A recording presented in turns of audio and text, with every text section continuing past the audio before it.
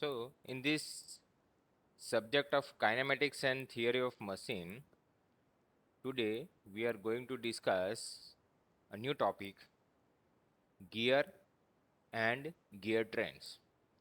So, generally, you have find so many applications or so many machines or device. In that one there are gears, and generally that gears that will transmit motion and power from one element to the another element. Now we have so many options to transmit that power, like we have a belt, rope, chain. Okay, we have, and for that one we can use different types of pulleys, and we have gears also. Now the gear are generally used when we want to transmit a motion and power without loss. And you will find gears in different, for a small scale machines, like a watch. In your watch, if you open your watch, and in that one you will find a very small gears.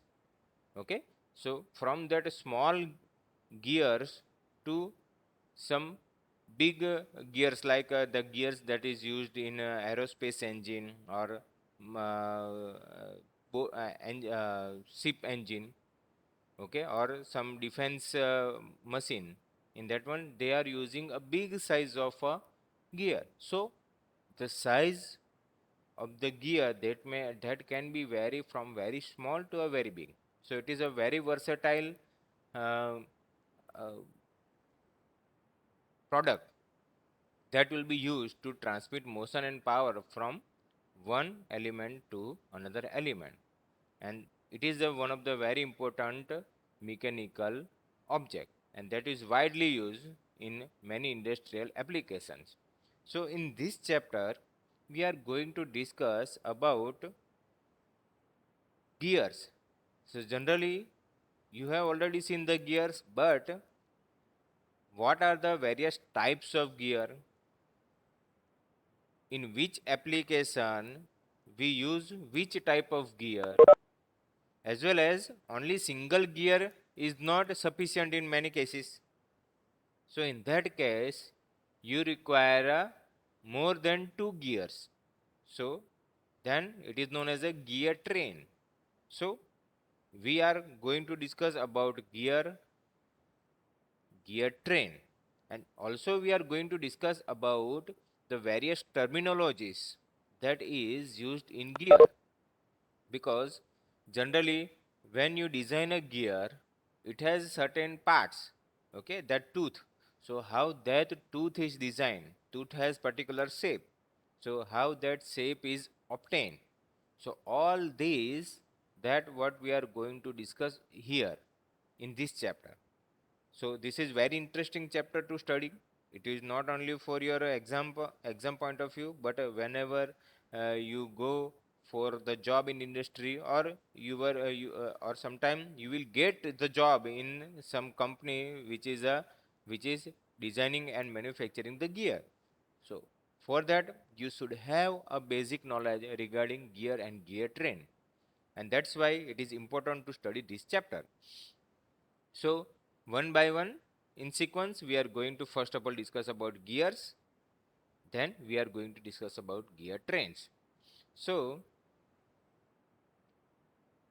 if the power transmitted between two shafts is small,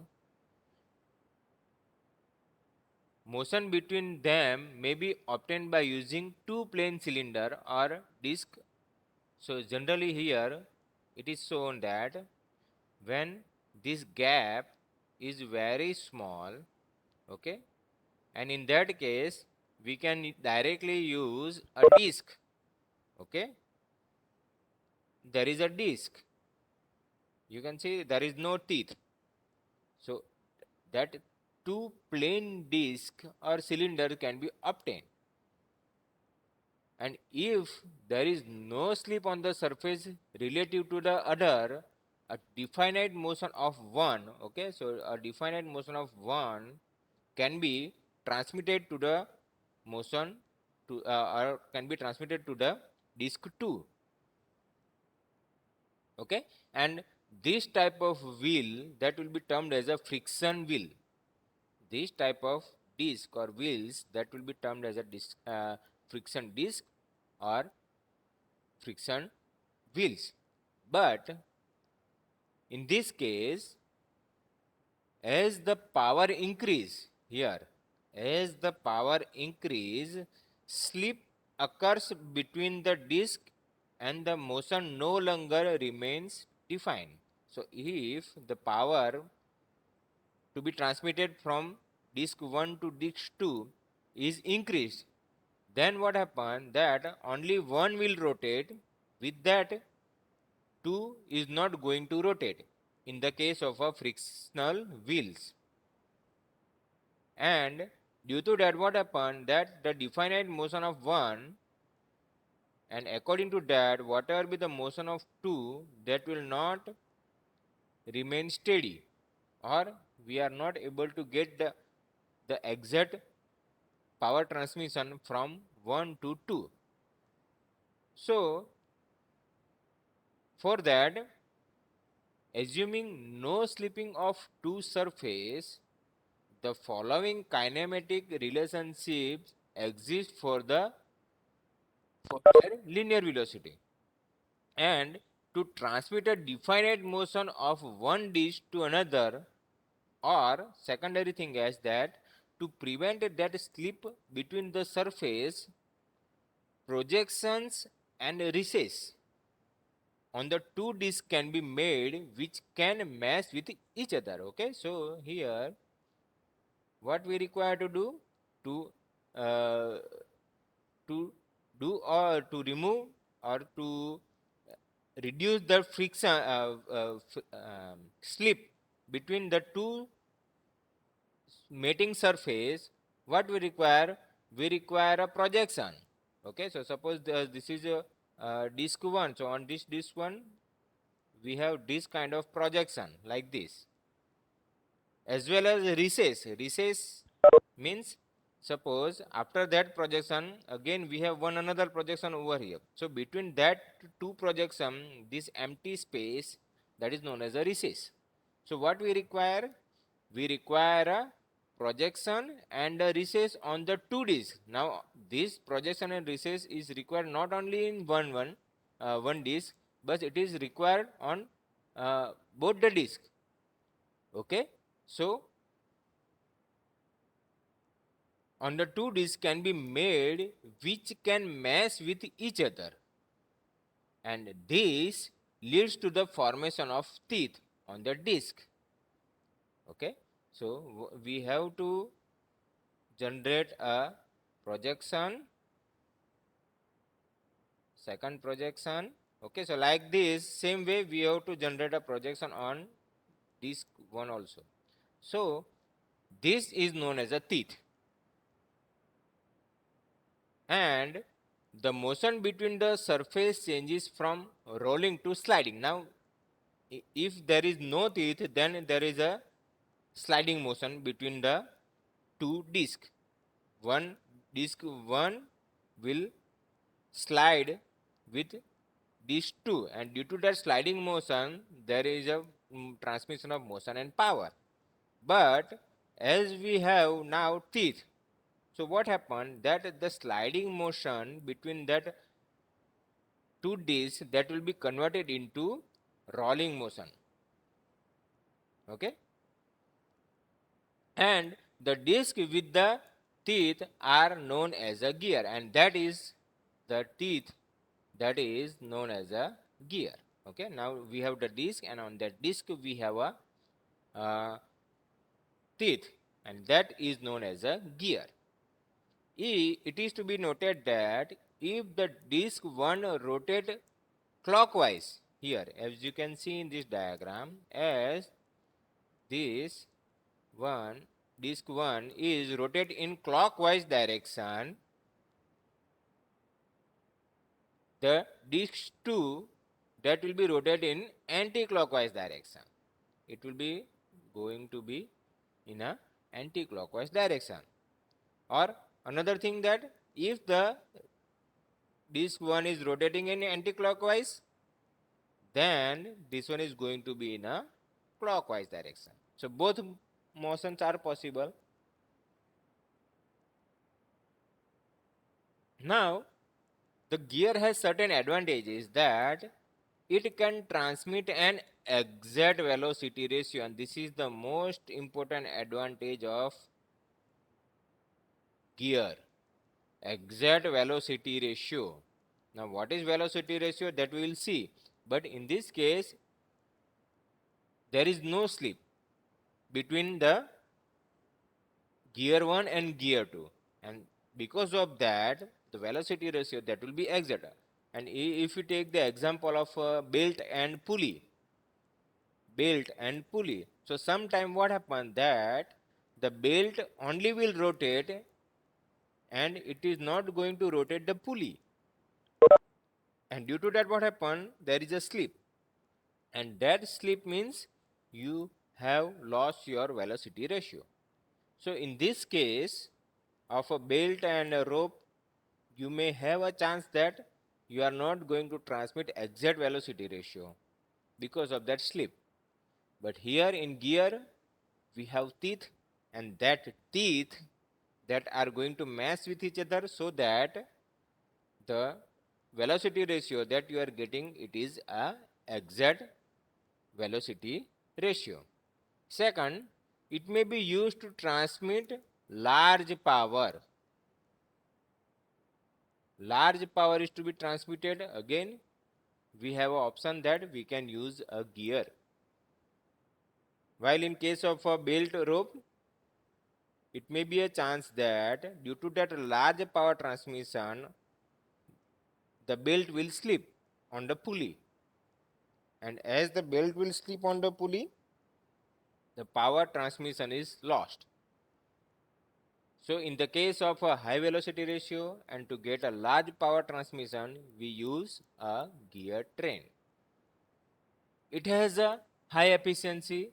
We already discussed that the chance of slip is very less or eliminated, so that automatically its efficiency is going to be high as compared to other uh, transmitting devices. It has a reliable service. Generally, the gears are made up of metals, so that its life is long, so that we can consider it as a reliable. So as the life is long, so its service is reliable. And it has a compact layout. Generally, the gears are small in size and it will be exactly matching with each other. So the shape and size which is compacted as compared to that pulley and belt and rope. So these are the some of the advantage of gear drive. Now it has certain limitations, like the manufacture of gear required special tools and equipment. So its initial manufacturing cost is comparatively high as compared to belt drive, rope drive, because in this one you have to manufacture a neat shape gear, and to perfectly manufacture it with exact dimension, you require a special tool, and that tooling and equipment cost make the gear costlier as compared to other transmitting device. Then second, the error in cutting teeth may cause vibration and noise during operation. So it is again another uh, limitations, that if during machining there is some error in teeth, and due to that error there will be a vibration and noise, and due to that vibration, the life of that gear that may reduce, as well as the equipment that you are getting, it is not going to get its uh, efficiency improved. And that's why it is very important to cut a teeth with a very accurate shape and size. Then they are costly. Why they are costly? As we have already discussed that it's tooling and equipment cost is very high. So they are generally costly. And another limitation is that they are used to transmit a power when there is a short distance between the two shafts. Okay, when the two shafts are very nearer to each other like this, then and then we can use a gear drive. Okay, so suppose one shaft is here and another shaft is here, and in that case if we use one gear over here and second gear over here, so if the distance is short then we can use it, but if the distance is very large, in that case it is very difficult to generate such a big gears. Okay, it is very difficult to generate such a big gears like this. So it is another limitation that it require or it is used when we have a short distance, and for a large distance generally we prefer a belt. Okay, and you have seen floor mills, so in that floor mill generally they are using a belt. Why? Because in that case in the floor mill the shaft having a long distance, and due to that the generation of such a big gear, or suppose you want to use that gear, then you have to fit, suppose this is your first gear, shaft, and here you want to transmit the power. So if you want to use only gears, then you have to use so many intermediate gears. Okay, you have to use so many intermediate gears, and then you finally you will able to get the desired motion. So in all this, during all this motion there will be some loss of power. So that's why when we have a large distance between the uh, shaft, power to be transmitted from one shaft to another shaft, in that case it is not preferable. So these are the some of the advantage and limitations of gear drive. Now it is important classification of gear. You have already seen the gear, but what are the various types of gear and for what purpose it is used? That might you not have known. So here we will see that what are the various classification of gear and for what purpose it being used. So first classification is according to the position of axis of the shaft. First classification is according to the position of the axis of the shaft, and in that one the first category is a parallel shaft. Parallel shaft. So when this, suppose this is gear 1 and gear 2 and they have a parallel shaft, then again we have different possibilities. So first is a spur gear. Spur gear.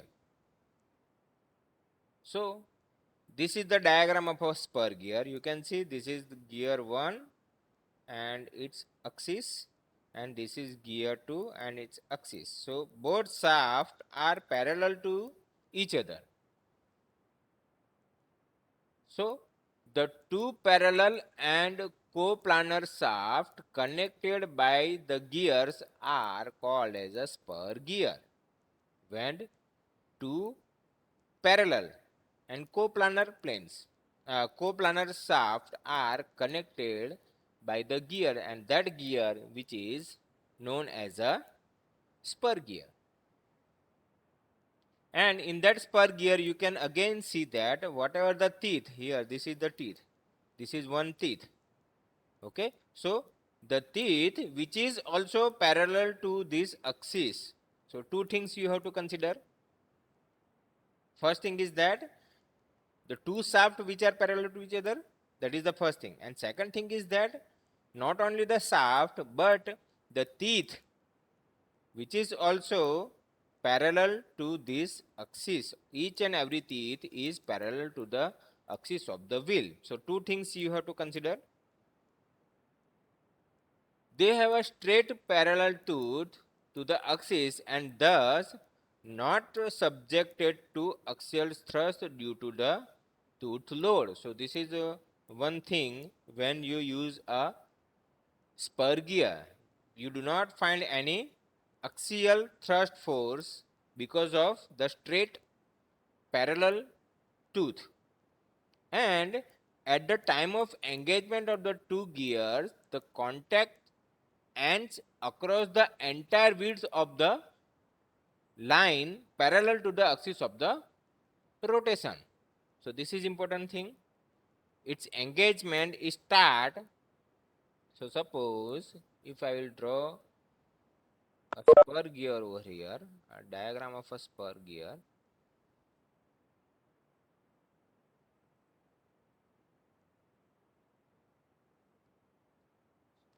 Suppose this is one tooth like this, and this is your shaft uh, gear 1. On that gear 1 you have this tooth. Same way here shaft 2, and on that shaft 2 I have this is gear 2. So as the engagement will start, the entire width, this entire width that will come in contact, the entire width that will be come in contact, and which is parallel to this axis. This is the shaft of the axis, this is the axis of the shaft, and that is also this whole width that will be come across to the entire width of the line parallel to the axis of the rotation, and that's why this is known as a spur gear. In that one we have, in this spur gear we have all these all the width that will be in contact which is parallel to the axis of the rotation, and thus results in a sudden application of the load, high impact strains and excessive noise at high speed. So this is the you can say limitation of the spur gear. Because of the width which is suddenly come in contact, the entire wheels that is suddenly come into the contact, so that there will be increase in the load, there will be a high impact strength, and this one excessive noise, very high noise will be generated when it is operated at a high speed. If the gears have external teeth on the outer surface of the cylinder, then as you can see in this diagram, this is the gear 1, and on that gear 1 we have outer teeth, and which is in contact with the another gear. So as you can see in this diagram also, when it will rotate in clockwise direction, the second gear that will be move in opposite direction. If it is rotated in anti-clockwise direction, then it is going to be rotated in a clockwise direction. So it has a, when we use a spur gear, the direction of rotation of both the gear are opposite to each other when they are having a external teeth. It is important. When they have external teeth, both the shaft that will be rotated in a opposite direction. As you can see here, it is rotating in an anti-clockwise direction, this one. So this is going to be rotated in a clockwise direction. But in the case of an internal gear like this is the gear, and in that gear we have an internal teeth like this. And when the second gear is rotating in that internal side of the spur gear, then both have the same direction. As you can see, the direction of motion is in a clockwise direction. Same thing, the same rotation having this internal gear clockwise direction. So when we use a spur gear with external teeth, then both the direction of the shaft are opposite to each other. And in the case of an internal spur gear, they have the identical or same direction of rotation for both the driving shaft as well as the driven shaft. So this is the spur gear. In spur gear, you have to consider two things. First thing is that the axis of the shaft are parallel to each other. That is the one thing. And second thing is that the tooth are also parallel to the shaft axis for both the gears. So this is a spur gear. Either it is an external tooth or internal tooth. The condition will be the same. That two shafts are parallel to each other, and the axis, the teeth is also parallel to the axis of the shaft, and that is the spur gear. Now second is a spur rack and pinion. Spur rack and pinion. So again, here as you can see, this is the gear having a axis like this, and in that case, in that one, the shaft, the teeth having a parallel to the axis of the shaft. But in this case, the second gear, this one is the second gear having a infinite radius, so that instead of being a round, the second gear that will become a straight like this, and that is known as a spur rack. Okay, so here as you can see here, spur rack is a special case of a spur gear where it is made of an infinite diameter, as I told earlier. And the spur rack and pinion combination converts the rotary motion into a translatory motion as well as the translatory motion into a rotary motion. So simple, if this one is the spur rack having a tooth like this, okay, and here I have a gear which is having a tooth like this.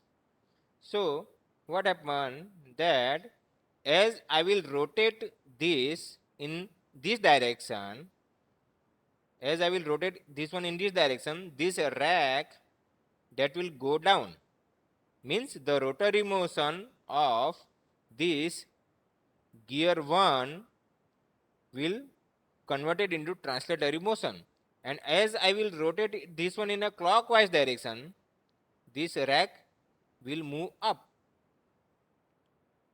So this is how this up and down motion that will be converted by using of the gear. This is one thing. Or secondary thing is that if I want to convert the translatory motion into rotary motion, so what I will do? As I will move down this rack, your gear that will start rotate in a anti-clockwise direction, and as I will move this rack up, then this one is going to be move in a clockwise direction. So both motion from rotary to translatory as well as from a translatory to rotary motion can be converted by using this uh, rack and pinion, and generally it is used in a lathe machine. Okay, so that you will find here in this lathe machine, in which the rack transmit motion of the saddle. So in the saddle, whenever you want to transmit the motion, you will find a rack and pinion. So this is the second classification of the gear. First one is the spur gear, second is a rack and pinion. Then third one is a helical spur gear. Helical spur gear. So in this case, in the helical spur gear, the tooth are curved. So it is important. As you can see here, in spur gear, what we have? We have the tooth which are parallel to the axis. Okay, here this is the tooth, and the tooth is parallel to the axis of the shaft. But in the case of a helical gear, as you can see here, they are not parallel, but they are at some angle. Okay, if you extend this line, then when it is meet to the shaft axis, it has certain angle, and that angle is constant for all the. Suppose if I will take this one, so it is a parallel to this one, so the angle that will remain the same. So the angle that you will find is equal for all the teeth, but they are not parallel to the shaft axis, and that one is called as a helical gear.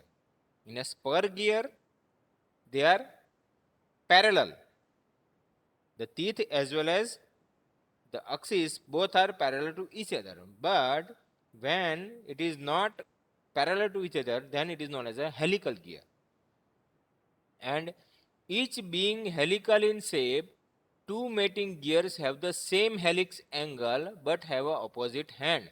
So as we have discussed, that it has a helical angle like this. So whatever be the opposite gear, it has also a helical shape, but the helical angle that will be opposite like this. Here this angle is made in this direction, so here this helical angle is made opposite to that one. The angle will be the same. Suppose this is the 30 degree. Okay, so suppose this angle is 30 degree, so this angle is also to be remain 30 degree, but the direction is opposite. So here you can see the width, it is like this, while here you can see it is like this. So both having the same helical angle but having a opposite teeth. Okay, having a opposite teeth. And in this case, at the beginning of the engagement, contact occurs only at the point of the leading edges of the curved tooth, and as the gear rotate, the contact ends along the diagonal line across the teeth. So this is the advantage,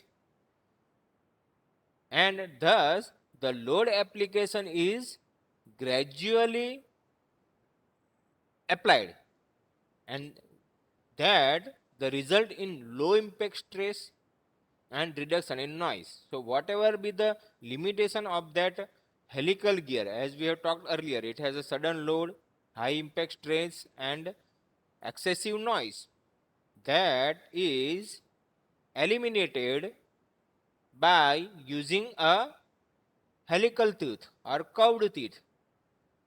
And due to that, why it is happen so? Because in that one, the contact, okay, the contact play very important role. The contact that will start from the leading edge, as well as when it will end, it will come with the diagonal, it will comes across the diagonal lines, so that the load that will gradually applied, and due to that there is a low impact stress, and there is no, or there is a large reduction in noise.